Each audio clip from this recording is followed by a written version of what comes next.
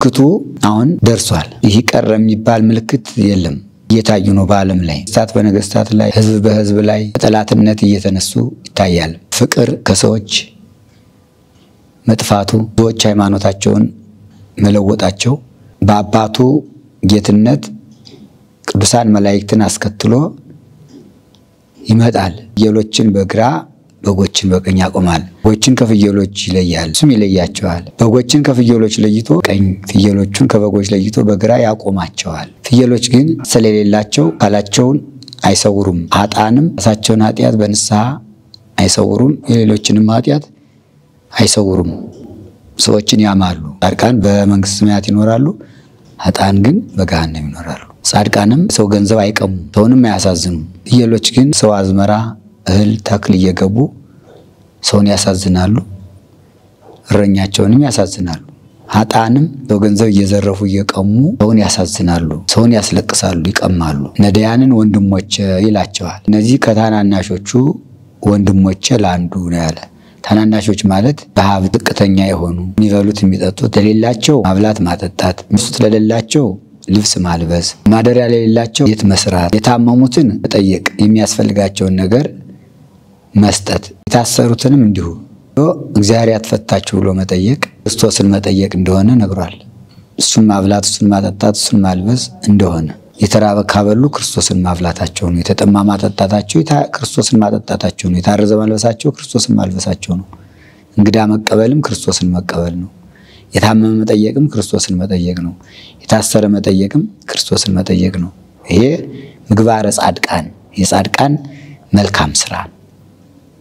ይህን ለማድረግ ደግሞ የኃጥአን ምግባር ነው። ኃጥአን ለራሳቸው ብቻ ደስ እንዲላቸው ብቻቸውን በልተው ብቻቸውን ጠጥተው ብቻቸውን ለብሰው ይኖራሉ። ይህ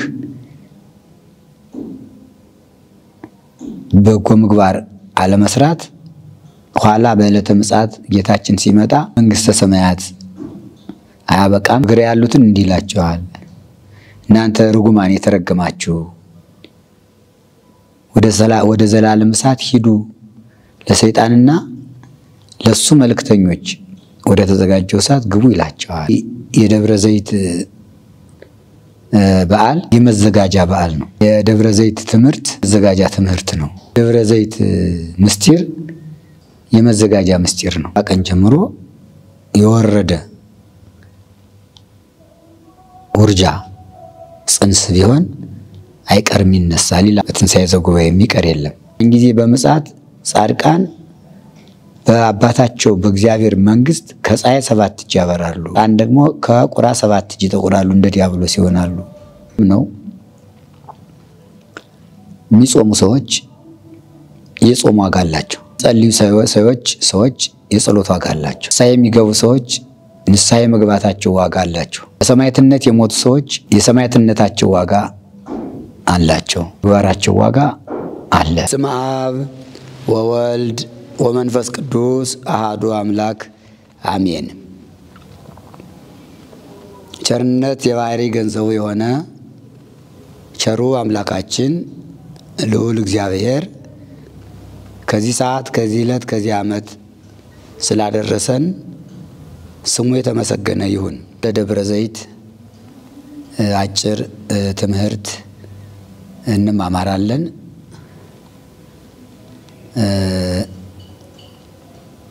እንዘይነብር እግዚእነ ውስተ ደብረ ዘይት ቀርቦ ኀቤሁ አርዳኢሁ ይላል። በማቴዎስ ወንጌል ምዕራፍ 24 ቁጥር 3 ላይ ጌታችን መድኃኒታችን ኢየሱስ ክርስቶስ በደብረ ዘይት ተቀምጦ ሳለ ደቀ መዛሙርቱ ወደሱ ቀረቡ። ወይቤልዎ ንግረነ ማይዜ ይከውን ተአምሪሁ ለምጽአትከ፣ አንተ ወደዚህ ዓለም ተመልሰህ የምትመጣበት የመምጣት ምልክት መቼ ነው? ወለ ህልፈተ ዓለም ይህ ዓለምስ የሚያልፍ መቼ ነው ንገረን አሉት። ጌታችን መድኃኒታችን ኢየሱስ ክርስቶስም ከመምጣቱ በፊት ወደዚህ ዓለም ከመምጣቱ በፊት የሚታዩትን ምልክቶች በተራ ቁጥር በቅደም ተከተል ነገራቸው። ብዙዎች ሐሰተኞች መምህራን ይነሳሉ። የአንዱ ምልክት ነው። ብዙአን ይመጹ በስሜን ዘይብሉ አነ ውእቱ ክርስቶስ፣ ብዙዎቹ እኔ ክርስቶስ ነኝ እያሉ ይመጣሉ።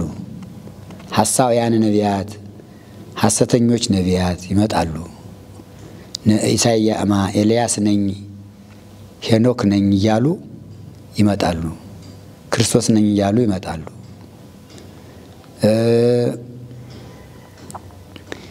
የዚህ ዓለም ህልፈት ምልክት ወይም የምጽአት ምልክት ይህ ብቻ አይደለም። ወያሉ ብዙሃን ሃይማኖቶም፣ ብዙ ሰዎች ሃይማኖታቸውን ይለውጣሉ። ብዙ ሰዎች ፍቅራቸውን ይተዋሉ። ህዝብ በህዝብ ነገስታት በነገስታት ላይ በጠላትነት ይነሳሉ። በዓለም ሁሉ ሽብር ይሆናል፣ ጦርነት ይሆናል፣ ረሃብ ይሆናል፣ ቸነፈር ይሆናል። ሰዎች እርስ በርሳቸው ይጣላሉ። ፍቅር እንደ ውሃ ትቀዘቅዛለች። ብዙ ሐሰተኞች ይመጣሉ። እውነተኞች መስለው ይመጣሉ። የበግ ለምድ ለምሰው ይመጣሉ። እናንተ ግን ታቀቡ ማሳውያን ነቢያት፣ ከሐሰተኞች ነቢያት ከሐሰተኞች መምህራን ተጠበቁ። ብዙዎችን ያስታሉ። አይቻላቸውም እንጂ ቢቻላቸውስ የተመረጡትን ሳይቀር ያስታሉ። እነዚያ ቀኖች በያጥሩስ የሚድን ባልተገኘም ነበር። ነገር ግን እግዚአብሔር ስለ ተመረጡትና ስለ ደጋጎች ሰዎች ቀኑን ያሳጥረዋል። ድልዋኒክሙ ንበሩ፣ ተዘጋጅታችሁ ኑሩ። የቤቱ ባለቤት የሚመጣበትን ሰዓቱን ቀኑን አታውቁትም። ቀንም ይሁን ሌሊትም ይሁን የሚመጣበት ስለማይታወቅ ተዘጋጅታችሁ ኑሩ ብሎ በደብረ ዘይት ተራራ ላይ ነገረ ምጽአቱን አስተማራቸው። ደብረ ዘይት ማለት የወይራ ተራራ ወይም የወይራ ዛፎች ያሉበት ተራራ ማለት ነው። ለኢየሩሳሌም ደብረ ዘይት ምስራቃዊ ቦታ ነው። ጌታችን መድኃኒታችን ኢየሱስ ክርስቶስ በዚህ በደብረ ዘይት ብዙ ትምህርት አስተምሯል። ነገረ ምጽአቱን በደብረ ዘይት ነው ያስተማረ። አቡነ ዘበሰማያትንም በደብረ ዘይት ነው ያስተማረ።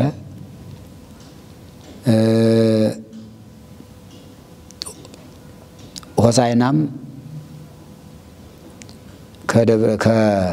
ከቤተፋጌ እስከ ደብረ ዘይት፣ ከደብረ ዘይት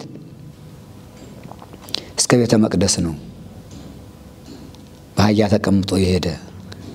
እርገቱንም በደብረ ዘይት ነው ያደረገው። ይሄ ደብረ ዘይት ትልቅ ተራራ ነው። ብዙ ምስጢር የታየበት፣ ወንጌል የተሰበከበት፣ ብዙ ታምራትም የተደረገበት ቦታ ነው። ቀድሞም ዳዊት በደብረ ዘይት ብዙ ምልክት አይቶበታል። ቅዱሳን አባቶቻችን ሐዋርያት ጌታችን መድኃኒታችን ኢየሱስ ክርስቶስ ስለ ዓለም ሲያስተምራቸው ይገርማቸው ይደንቃቸው ነበር። ዓለም እንደሚያልፍ የዓለም ካለ መኖር ወደ መኖር መጥቶ እንደተፈጠረ ሁሉ ከመኖር ደግሞ ወደ ዓለም መኖር እንደሚሄድ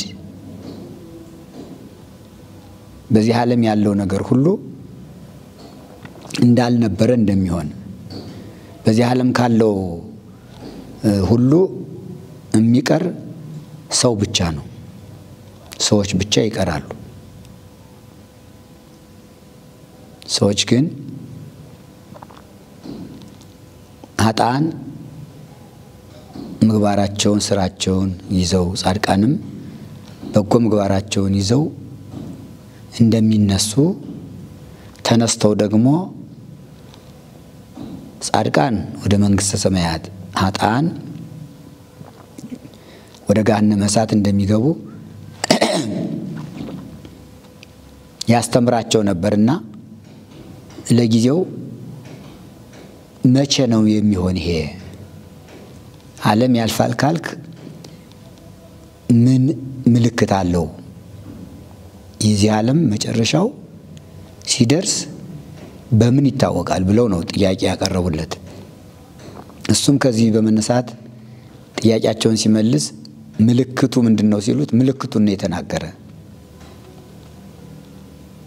ምልክቱ አሁን ደርሷል። ይህ ቀረ የሚባል ምልክት የለም። በዝርዝር በማቴዎስ ወንጌል ምዕራፍ 24 የተጻፉት በሙሉ እየታዩ ነው። በዓለም ላይ ነገስታት በነገስታት ላይ ህዝብ በህዝብ ላይ በጠላትነት እየተነሱ ይታያል። ጦርነቱ፣ ረሃቡ፣ በሽታው፣ ድርቁ፣ ፍቅር ከሰዎች መጥፋቱ፣ ብዙዎች ሃይማኖታቸውን መለወጣቸው ይህ ሁሉ እየታየ ነው። ምጽአት የክርስቶስ ምጽአት ምልክቶቹ ካለፉ በኋላ ይሆናል ማለት ነው።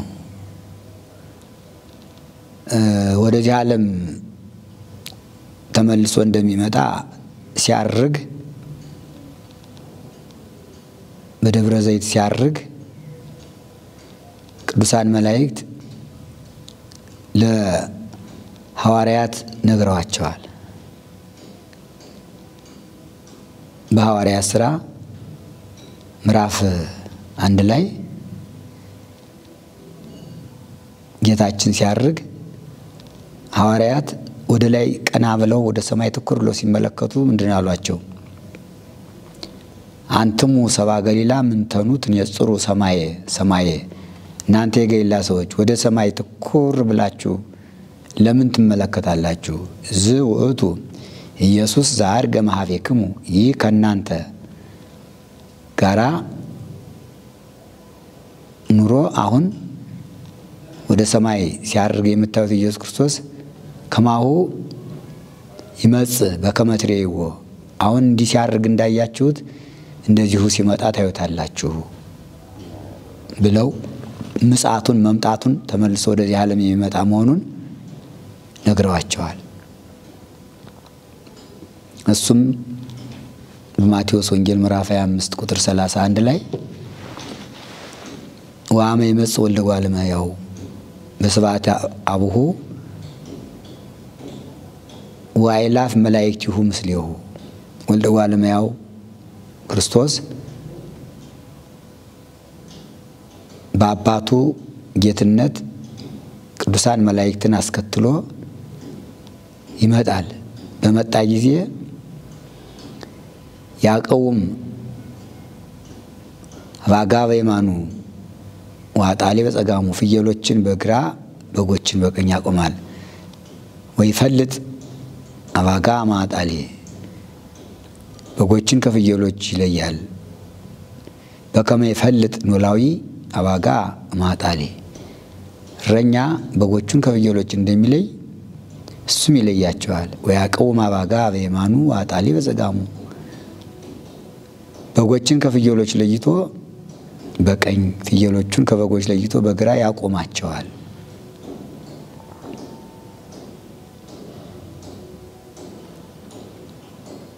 ይላል። በምሳሌ አስተምሯቸዋል። በቀኝ ይቆማሉ የተባሉ ጻድቃን ናቸው፣ በግራ ይቆማሉ የተባሉ ኃጥአን ናቸው። በበግና በፍየል መስሎ ማስተማሩ በግ ፍየል በግብር ይለያያሉ። በጎች ሀፍረታቸውን የሚሰውሩበት ላት አላቸው። ጻድቃንም የራሳቸውን ኃጢአት በንስሐ የሌለውን ኃጢአት በትዕግስት ይሰውራሉ። ፍየሎች ግን ላት ስለሌላቸው አካላቸውን አይሰውሩም። ኃጥአንም የራሳቸውን ኃጢአት በንስሐ አይሰውሩም፣ የሌሎችንም ኃጢአት አይሰውሩም። ሰዎችን ያማሉ። በጎች የሚኖሩ በደጋ ነው፣ ፍየሎች በቆላ ነው። ቆላ የገሃነም ምሳሌ ነው፣ ደጋ የመንግስተ ሰማያት ምሳሌ ነው። ጻድቃን በደጋ በመንግስተ ሰማያት ይኖራሉ፣ ኃጥአን ግን በገሃነም ይኖራሉ። በጎች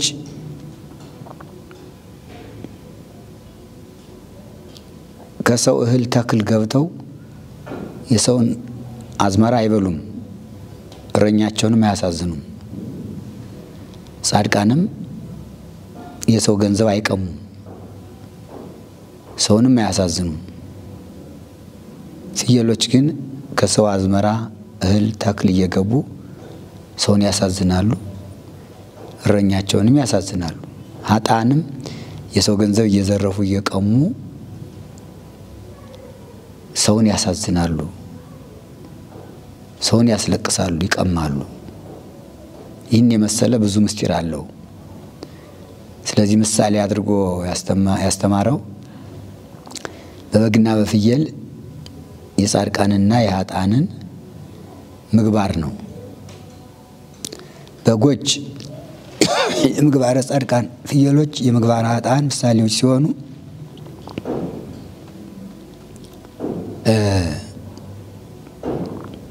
ከዚሁ አያይዞ በቀኝ ለቆሙት አንድ ምክር ሰጣቸው፣ ስምም ሰጣቸው፣ ክብርም ሰጣቸው። ኢቤሎሙ ንጉሥ ለለበ የማኑ ንጉሡ በቀኙ ላሉት እንዲህ ብሎ ነገራቸው። ኑ ሀቤ ቡሩካኑ ለአቡየ፣ እናንተ የአባቴ ቡሩካን የአባቴ ወዳጆች ኑ ትረሱ መንግሥተ ሰማያት ዘድሉ ለክሙ ቅድመ ይፈጠር ዓለም ሳይፈጠር በልበ ሥላሴ የተዘጋጀላችሁን መንግሥተ ሰማያት ተወርሱ ዘንድ ወደ እኔ ኑ ካለ በኋላ ረብኩ አብላይክሙኒ፣ ብራብ አበልታችሁኛልና፣ ጸማይኩ አስተይክሙኒ፣ ብጠማ አጠጣችሁኛልና፣ ነግደ ኮንኩ ወተወከፍክሙኒ፣ እንግዳ ብሆን ተቀብላችሁኛልና፣ አረቁ ወአልበስክሙኒ፣ ብራቆት አልብሳችሁኛልና፣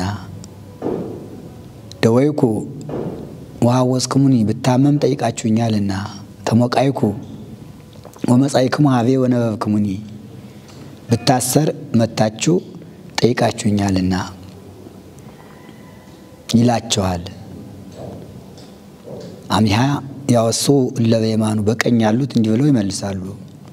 ማይዜ ሪናከ እግዚኦ ሩበከ ወጽሙዓከ ወሩቀከ፣ አቤቱ መቼ ተርበህ አይተን አበላንህ፣ መቼ ተጠምተህ አይተን አጠጣንህ፣ መቼ ታርዘህ ተራቁተህ አይተን አለበስንህ። ወማይዜ ተወከፍናከ እንግዳከ፣ እንግዳ ሆነህ መጥተህ መቼ ተቀበልንህ። ወማይዜ ሪናከ ድዌከ ወሐወጽናከ መቼ ታመህ መተን ጠየቅንህ ወማይዘር ይናከ ሙቁሃከ ወነበብናከ መቼ ታስረህ አይተንህ መተጠየቅንህ ይሉታል። ንጉሡ መልሶ እንዲህ ይላቸዋል ዘገበርክሙ ለአሐዱ ምሉ ንዑሳነ ሆየ ሊተገበርክሙ ከነዚህ ከታናናሾቹ ወንድሞቼ ለአንዱ ማድረጋችሁ ለኔ ማድረጋችሁ ነው ብሎ ለጻድቃን በጎ ነገር እንደሚመልስላቸው ለጠየቁት ጥያቄ መልሱን እንደነገራቸው ያስረዳል። ከነዚህ ከታናናሾቹ ወንድሞቼ ለአንዱ ማድረግ ለኔ ማድረግ ነው ያላቸው ስድስቱ ቃላተ ወንጌል የተራቡት፣ የተጠሙት፣ የታረዙት፣ የታሰሩት፣ የታመሙት፣ እንግዳ የሆኑት በዚህ ዓለም ያሉ ነዳያን ችግረኞች ናቸው። ነዳያንን ወንድሞች ይላቸዋል። ከነዚህ ከታናናሾቹ ወንድሞቼ ለአንዱ ነው ያለ። ታናናሾች ማለት በሀብት ዝቅተኛ የሆኑ የሚበሉት የሚጠጡት ለሌላቸው ማብላት ማጠጣት፣ የሚለብሱት ለሌላቸው ልብስ ማልበስ፣ ማደሪያ ለሌላቸው ቤት መስራት፣ የታመሙትን መጠየቅ፣ የሚያስፈልጋቸውን ነገር መስጠት፣ የታሰሩትንም እንዲሁ ሄዶ እግዚአብሔር ያትፈታችሁ ብሎ መጠየቅ ክርስቶስን መጠየቅ እንደሆነ ነግሯል። እሱን ማብላት፣ እሱን ማጠጣት፣ እሱን ማልበስ እንደሆነ በግራ ያሉትንም ይህንን ጥያቄ ይጠይቃቸዋል። ኃጥአንን ማለት ነው። እነሱም እንዲሁ ብራብ አላበላችሁኝ፣ ብጠማ አላጠጣችሁኝ፣ ብታረዝ አላለበሳችሁኝም ወዘተርፈ ይህንን ስድስቱን ዘርዝሮ ሲነግራቸው መቼ ተርበህ፣ መቼ ተጠምተህ፣ መቼ ተራቁተህ አይተንህ ይሉታል። መልሶ ይህንኑ ይነግራቸዋል። ለነዚህ ለታናናሾቹ አለማድረጋችሁ ለኔ አለማድረግ ነው ይላቸዋል። ጻድቃን ምእመናን ደጋጎች አብረው ክርስቶስን በዚህ ዓለም እያሉ ይቀበሉታል፣ ተቀብለውታል። የተራበ ካበሉ ክርስቶስን ማብላታቸው ነው። የተጠማ ማጠጣታቸው ክርስቶስን ማጠጣታቸው ነው። የታረዘ ማልበሳቸው ክርስቶስን ማልበሳቸው ነው። እንግዳ መቀበልም ክርስቶስን መቀበል ነው። የታመመ መጠየቅም ክርስቶስን መጠየቅ ነው። የታሰረ መጠየቅም ክርስቶስን መጠየቅ ነው። ይሄ ምግባረ ጻድቃን የጻድቃን መልካም ስራ ነው። ይህን ለማድረግ ደግሞ የኃጥአን ምግባር ነው። ኃጥአን ለራሳቸው ብቻ ደስ እንዲላቸው ብቻቸውን በልተው፣ ብቻቸውን ጠጥተው፣ ብቻቸውን ለብሰው ይኖራሉ። ይህ በጎ ምግባር አለመስራት ኋላ በዕለተ ምጽአት ጌታችን ሲመጣ ለመንግስተ ሰማያት አያበቃም። አያይዞ የሎሙ ለለበጸጋሙ ሁሩምኔ ርጉማን ውስተ እሳት ዘድሉ ለሰይጣን ወለመላእክቱ በግራ ያሉትን እንዲላቸዋል። እናንተ ርጉማን የተረገማችሁ ወደ ዘላለም እሳት ሂዱ፣ ለሰይጣንና ለሱ መልእክተኞች ወደ ተዘጋጀው እሳት ግቡ ይላቸዋል። ያን ጊዜ ኃጥአን ወደ ገሃነመ እሳት ይገባሉ ይላል እና ምጽአት ደብረ ዘይት ሲነሳ ምግባረ ጻድቃንና ምግባረ ኃጥአን ይነገራል። ይህ የደብረ ዘይት በዓል የመዘጋጃ በዓል ነው። የደብረ ዘይት ትምህርት የመዘጋጃ ትምህርት ነው። የደብረ ዘይት ምስጢር የመዘጋጃ ምስጢር ነው። ድልዋኒክሙ ንበሩ ተዘጋጅታችሁ ኑሩ ያለውን አምላካዊ ቃል በትምህርት በታምራት ማንኛውም ሰው ተዘጋጅቶ እንዲኖር ትልቅ የሆነ ጥልቅ የሆነ ምስጢር ነው ስራ ነው ስራችን ተቀምጦልናል መንግስተ ሰማያትን ለመውረስ 6 ቃላትን መፈጸም ነው ይሄው ምንድነው አቅም የፈቀደውን ምጽዋት መመጽወት አቅም የፈቀደውን ማቴዎስ ወንጌል ምዕራፍ 10 ላይ ዛስቴ ለአዱ ሙሉ ንሳን ጽዋማይ ቆሪር አማን ለኩም ያጉላስ ይላል ማቴዎስ 10:40 ላይ ከነዚህ ከታናናሾቹ ለአንዱ ቀዝቃዛዋ ወይም አንድ ጽዋዋ የሰጠ ዋጋውን አያጣም ብዬ በእውነት ነግራችኋለሁ ካለው ጋር አንድ ነው በአንድ ብርጭቆ ውሃ መንግስተ ሰማያትን መውረስ ይቻላል ግን መንግስተ ሰማያትን ጣዕመ መንግስተ ሰማያትን መረጋሃነመ እሳትን ላወቀ ለተረዳ ሰው የመንግስተ ሰማያትን ክብር ጣዕም የመንግስተ ሰማያትን ኑሮ ለተረዳ ሰው በቀዝቃዛ ውሃ መንግስተ ሰማያትን ይወርሳል ምረረ ገሃነመ እሳትን የገሃነመ እሳትን መከራ ለማያስብ ሰው ደግሞ ሁሉ ጊዜ በእሳተ ገሃነም ይኖራል ስለዚህ ደብረ ዘይት የተነገረበት ቦታ ነው ተራራ ነው የወይራ ዛፍ ያለበት ነውና የመጨረሻው የዓለም ፍጻሜ ጻድቃንና የኃጥአን መኖሪያዎች የጻድቃን መኖሪያ መንግስተ ሰማያት የኃጥአን መኖሪያ ገሃነመ እሳት እንደሆነ ነገረ ምጽአቱን ያስተማረበት ቦታ ነው ደብረ ዘይት ትንሣኤ ዘጉባኤ ይባላል ያን ጊዜ ሁሉም ይነሳል ከ40 ቀን ጀምሮ ጽንስ ሆነው የወረዱት የሰው ልጆች በሙሉ ይነሳሉ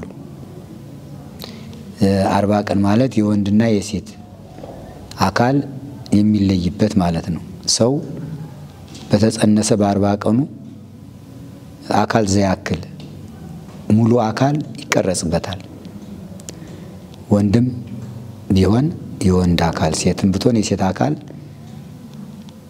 እስከ 40 ቀን ይቀረጻል በ40ኛው ቀን ጽንሱ ሰው ወደ መሆን ይደርሳል ከዚያ ጊዜ ጀምሮ ከ40 ቀን ጀምሮ የወረደ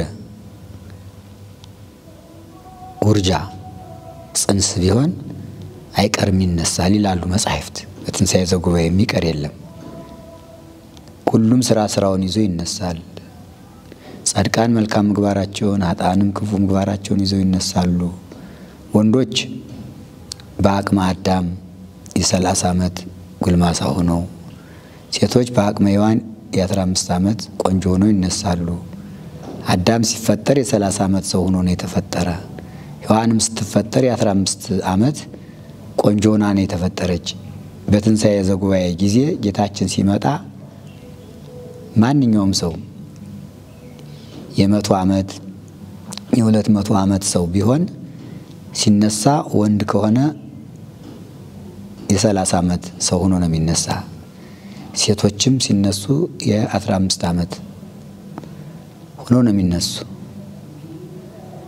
ከትንሣኤ ዘጉባኤ በኋላ ጻድቃን ሲነሱ ከፀሐይ 7 እጅ አብርተው ይነሳሉ ወንጌሉ ጌታችን ሲያስተምር አሚሃ ይበሩ ጻድቃን መስበይ ተአደ በመንግስት አብሆሙ ይላል በማቴዎስ ወንጌል ምዕራፍ 13 ላይ ያን ጊዜ በመጻት ጻድቃን በአባታቸው በእግዚአብሔር መንግስት ከፀሐይ 7 እጅ ያበራሉ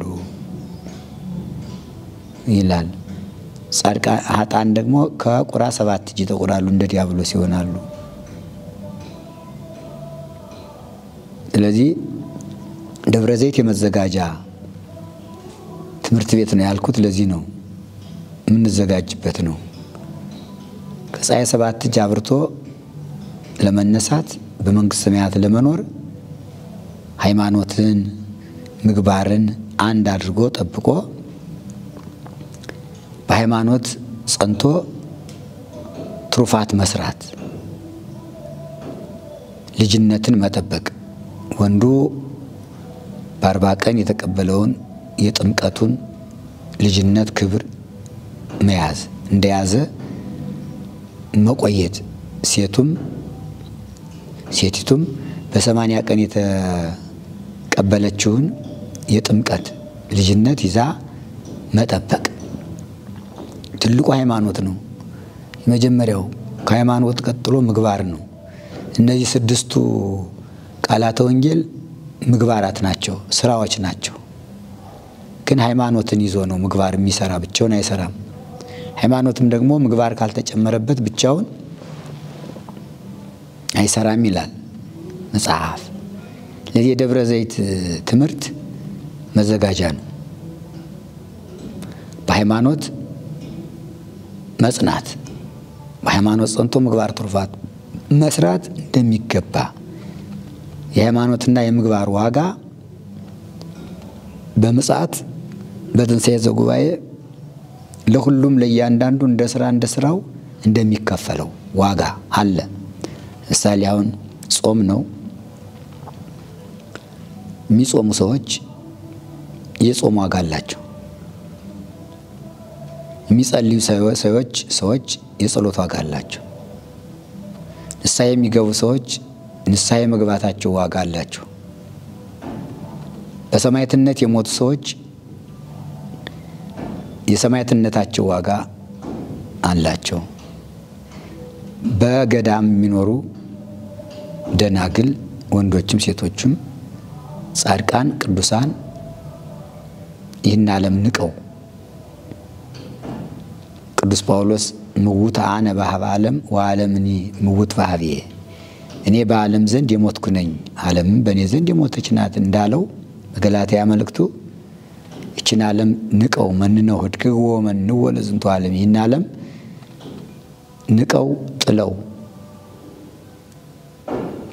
ገዳም ገብተው የሚኖሩ የጻድቃን ምግባር የምግባራቸው ዋጋ አለ። ባልና ሚስት ምእመናን ሕጋውያን በሕግ እግዚአብሔር ጸንተው ጋብቻቸውን ጠብቀው ስጋውን ደሙን ተቀብለው አንድ ወንድ ለአንዲት ሴት አንዲት ሴት ለአንድ ወንድ ብሎ አምላካቸው በሰራላቸው አምላካዊ ሕግና ትእዛዝ ጋብቻቸውን ጠብቀው ልጆቻቸውን ወልደው በሚገባ ልጆቻቸውን አሳድገው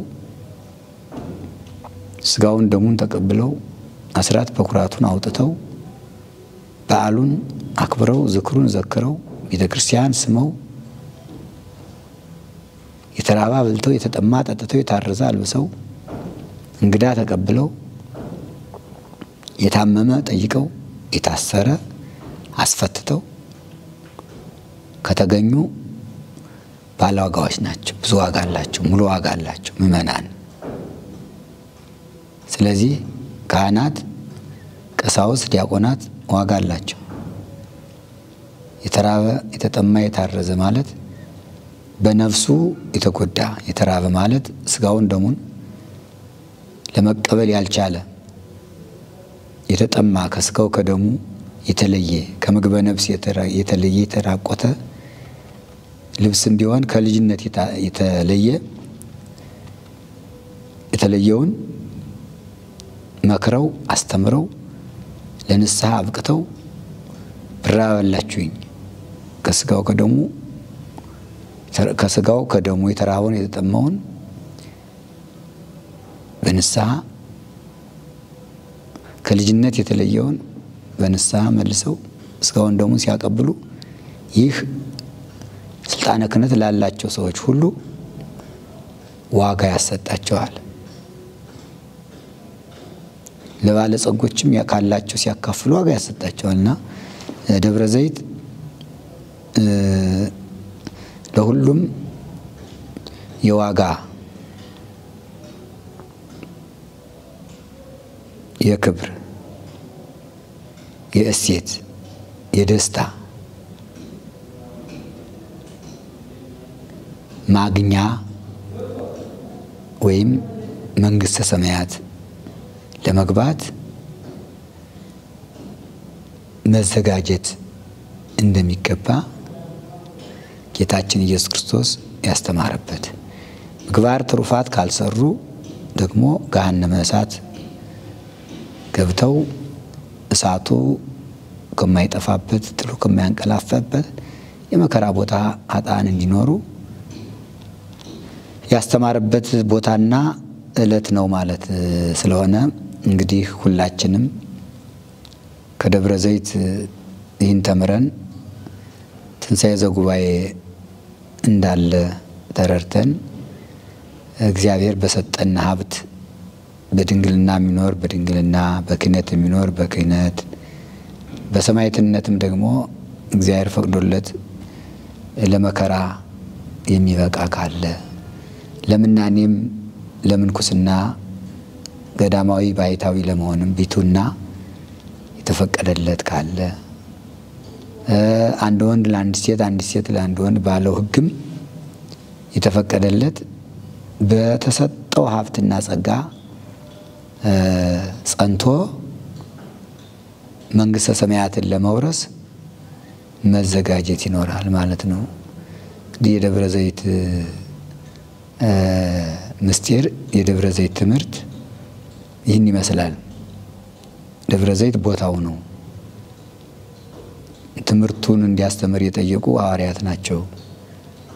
ይህንን የምጽአቱን ምልክትና የዘመኑን ሁኔታ እንደገና ከሞት በኋላ ሕይወት እንዳለ ትንሣኤ እንዳለ ከትንሣኤ